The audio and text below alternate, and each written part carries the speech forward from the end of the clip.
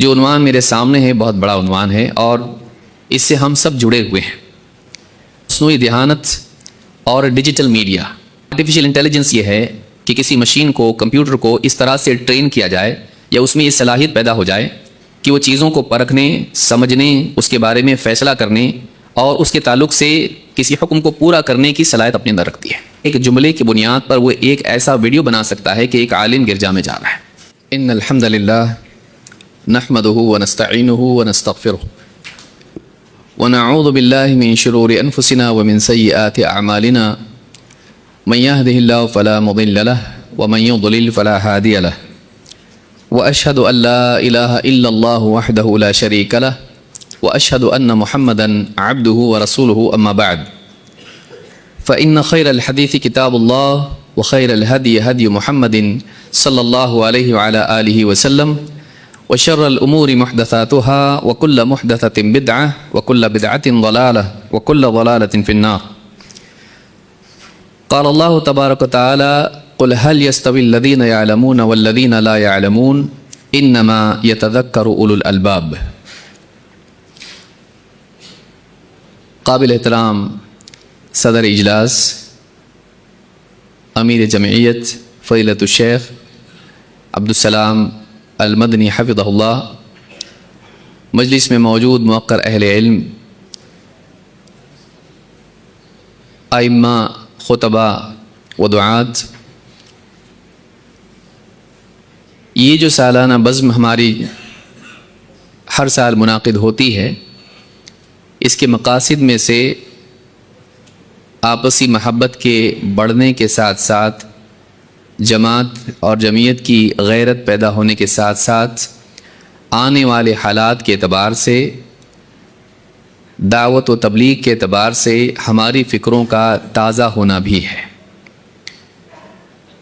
ہم ایک ایسے دور میں ہیں، ہر دن کوئی نئی بات پیش آتی ہے، ہر دن کوئی نیا فتنہ سامنے آتا ہے، اور اس کے اعتبار سے ہم کو آنے والے دور کے اعتبار سے، آنے والے حالات کے اعتبار سے کوئی ترکیب اور کوئی لائحہ عمل طے کرنا پڑتا ہے۔ اللہ تعالیٰ کی توفیق کے بعد امت کے احوال کی درستگی کے اعتبار سے علماء کا بہت بڑا دخل امت کی بہتری اور فلاح میں ہے۔ یہی وہ لوگ ہیں جو انبیاء کے جانشین ہیں، اور ان کو امت کا حال بھی معلوم ہوتا ہے اور اس حال کے اعتبار سے مسائل کا حل بھی معلوم ہوتا ہے۔ ایک بہت بڑی ذمہ داری ہے، علماء کے بغیر لوگ جانوروں کی طرح ہو جائیں گے۔ ہمارے اسلاف نے بات کہی، اگر علماء نہ ہوتے تو لوگ بہائم کی طرح، جانوروں کی طرح ہو جاتے ہیں۔ یہ علماء ہیں جو انبیاء کے وارث ہیں۔ انبیاء کی وراثت میں ان کو صرف علم نہیں ملتا ہے، بلکہ علم کے اعتبار سے جو تقاضے اور اس کی ذمہ داریاں ہیں وہ اس کے بھی وارث بنتے ہیں۔ اور اسی کے ساتھ ساتھ انبیاء کے لیے دین کی راہ میں جو صعوبتیں، مصیبتیں، تکلیفیں آتی ہیں، وہ ان تکلیفوں کے اعتبار سے بھی انبیاء کے جانشین اور وارث بنتے ہیں۔ زہد، مجاہدہ، تکلیف برداشت کرنا، صبر کے ساتھ اپنے مقصد پر جمے رہنا، یہ انبیاء کا خاصہ ہے۔ اور انبیاء کی تبعیت میں، ان کی اتباع میں اور ان کا وارث بننے کے اعتبار سے یہ چیز علماء کے حصے میں بھی آتی ہے۔ ایک انسان کے لیے کامیابی کے لیے ضروری ہے کہ وہ اپنے مقصد اور اپنی ذمہ داریوں کا شعور رکھتا ہو، اور اس کے سامنے جو بھی ممکن وسائل ہیں، ان وسائل کو کمال درجے میں اپنے مقصد کی تکمیل میں صحیح طریقے سے، صحیح منہج کی رعایت کرتے ہوئے استعمال کرتا ہو۔ جو عنوان میرے سامنے ہے بہت بڑا عنوان ہے اور اس سے ہم سب جڑے ہوئے ہیں۔ مصنوعی ذہانت اور ڈیجیٹل میڈیا، اور اس کے تعلق سے ہماری ذمہ داریاں، خصوصاً علماء کی، دعات کی ذمہ داریاں، ائمہ مساجد ہوں یا مدرسین ہوں، ان کی کیا ذمہ داری ہے۔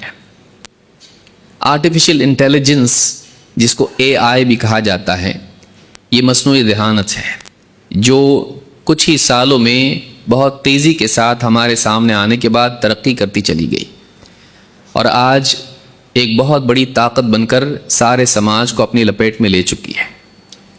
آرٹیفیشل انٹیلیجنس یہ ہے کہ کسی مشین کو، کمپیوٹر کو اس طرح سے ٹرین کیا جائے یا اس میں یہ صلاحیت پیدا ہو جائے کہ وہ چیزوں کو پرکھنے، سمجھنے، اس کے بارے میں فیصلہ کرنے اور اس کے تعلق سے کسی حکم کو پورا کرنے کی صلاحیت اپنے اندر رکھتی ہے۔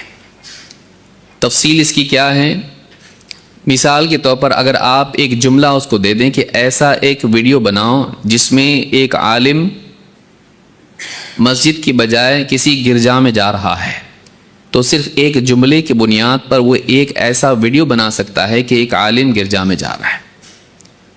اگر آپ اس سے اچھا کام لینا چاہتے ہیں، آپ ایسا کام بھی لے سکتے ہیں کہ کوئی رپورٹ آپ نے میڈیکل اس کو دے دی اور آپ اس میں کہیں کہ اس میں کیا بات ہے ذرا ہم کو بتاؤ، وہ پوری بات آپ کے سامنے رکھ سکتا ہے۔ وہ پرسیپشن یعنی اس سے ڈیٹا لینا، اس کے بارے میں غور کر کے اس کا جواب دینا، وہ غور کرنا مشینی انداز میں ہوتا ہے، انسان کی طرح نہیں۔ لیکن اس کو ایسا تربیت دیا گیا ہے کہ جیسے انسان سوچتا ہے اس کے قریب قریب وہ سوچ سکے، جیسے انسان کے ذہن میں ریزننگ ہوتی ہے، جیسے وہ چیزوں پر غور کر کے ہاں نہ کے درمیان چلتے چلتے آگے بڑھتا ہے، کئی سوالات پیدا کر کے خود اس کا جواب دے کر اس کے بعد کسی نتیجے پر پہنچتا ہے۔ تو آرٹیفیشل انٹیلیجنس اس طرح سے اس کو تربیت دیا گیا ہے کہ وہ اس طرح سے بہتر جوابات لانے کی کوشش کرتا ہے، اور یہ بس اس کی شروعات ہے۔ آنے والا دور اس میں یہ چیز اور زیادہ ترقی کرے گی اور اس کے نتیجے میں مشینیں بنیں گی۔ آنے والے دور میں اس کے بارے میں یہ بھی پلاننگ ہے اور اس میں شروعات ہو چکی ہے کہ انسان کے دماغ میں، اس کے جسم میں ایسی چپ لگا دی جائے جو انسان کے یعنی احساسات کو تبدیل کر سکے، انسان کو جو چیزیں دکھائی دینے کے اعتبار سے اس کے دماغ کو تبدیل کریں، یا انسان کی جو صلاحیتیں جسمانی اعتبار سے ان کو اور زیادہ انہانس کرے اور زیادہ بہتر بنائے۔ یہ آنے والے دور کی ایک بہت بڑی طاقت ہے۔ اس میں خیر کا پہلو بھی ہے، لیکن اس میں غلط ہاتھوں میں جانے کی وجہ سے، جاہلوں کے یا برے لوگوں کے ہاتھوں میں جانے کی وجہ سے اس چیز کے غلط استعمال کے امکانات بہت زیادہ قوی ہیں، اور اس فتنے کی لپیٹ میں ایک بڑا طبقہ انسانیت کا آ سکتا ہے اور آ رہا ہے اور آئے گا۔ لہٰذا اس تعلق سے ہماری ذمہ داریاں کیا ہیں، اس کو جاننا ضروری ہے۔ اس میں دو حصے ہیں، ایک آرٹیفیشل انٹیلیجنس اور دوسرا جو ہے ڈیجیٹل میڈیا، جس کو آج سوشل نیٹ ورک میں ویڈیوز اور ٹیکسٹ اور اس طرح کی ساری چیزیں، یا اسی طرح سے موبائل فون میں آنے والی اپلیکیشنز، خاص طور سے اس میں غالب جو حصہ ہے وہ ویڈیو ہے۔ آج عام طور سے زیادہ تر انسانیت کوئی بھی چیز جاننے، سیکھنے، دیکھنے کے اعتبار سے ویڈیو استعمال کرتی ہے، اور اس میں زیادہ تر یوٹیوب چلتا ہے۔ تو یہ جو ڈیجیٹل میڈیا ہے، اس کے تعلق سے ہماری ذمہ داریاں کیا ہیں؟ اللہ کے نبی صلی اللہ علیہ وسلم کی ایک حدیث میں ان دونوں کے بارے میں اجمالی طور پر ہم کو کچھ باتیں ملتی ہیں جس کو سمجھنا ضروری ہے۔ آنے والا دور فتنوں کا ہے، اور وہ فتنے کس طرح کے ہیں۔ اللہ کے نبی صلی اللہ علیہ وسلم فرماتے ہیں، سیأتی علی الناس سنوات خداعات، لوگوں پر ایسے سال آنے والے ہیں، آئیں گے جو بہت ہی دھوکے والے ہوں گے، التباس، شک شبہ اور دھوکے سے بھرے ہوئے ہوں گے۔ یصدق فیہ الکاذب ویکذب فیہ الصادق، ایسا دور ہوگا جس میں جھوٹوں کو سچا مانا جائے گا اور سچے کو جھٹلایا جائے گا۔ ویؤتمن فیہ الخائن ویخون فیہ الامین، ایسا دور ہوگا جس میں خیانت کرنے والوں کو امین مانا جائے گا اور امانت دار لوگوں کو خائن مانا جائے گا۔ وینطق فیہ الرویبضہ، ایسا دور ہوگا جس میں رویبضہ بڑبڑائیں گے، بولیں گے۔ قیل وما الرویبضہ، صحابہ نے پوچھا اللہ کے رسول وہ رویبضہ کون ہوں گے؟ قال الرجل التافہ یتکلم فی امر العامہ۔ الرجل التافہ، علماء نے کہا التافہ سے مراد حقیر ذلیل ہے، ذلیل قسم کا، حقیر قسم کا آدمی ہوگا جو امت کے عمومی معاملات میں گفتگو کرے گا، امت کے عام مسائل پر وہ باتیں کرنے لگے گا۔ امام احمد، ابن ماجہ اور حاکم نے اس کو روایت کیا، اور سیل جامع صغیر میں شیخ الالبانی نے اس حدیث کو صحیح کہا ہے۔